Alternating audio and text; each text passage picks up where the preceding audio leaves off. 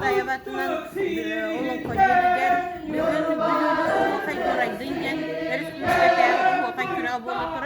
O kurduk bir samay tutturmanı o kayıtlar Petrov Igor Sidorovich Terabite doğum 5 yıllıgar Petrov Pavelniki Terabite ağon 5 yıllıgar ağon yıllıgar ondan bu Fyodorova Zakharova Anna Ivanovna 15 yıllar karanallah Respublika'da o kaybolutur.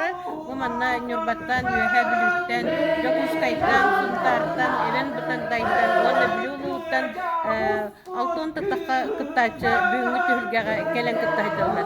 Hasın emiye boğular olardı hepinye, Vahette günüger hasır da onçastan emiye o kaydı salganlığa, ondan gelen kıttahar Tühülge'nin törüttü gelen biter küdebit.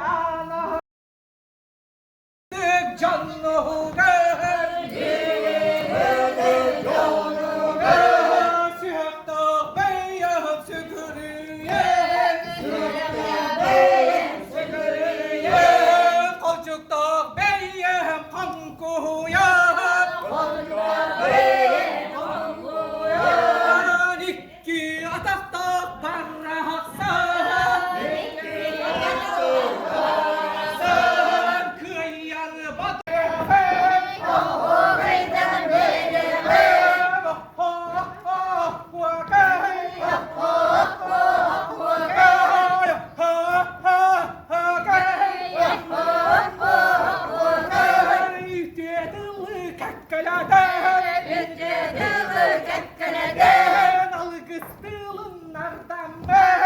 Algıstılın ardından ben oyun var tüher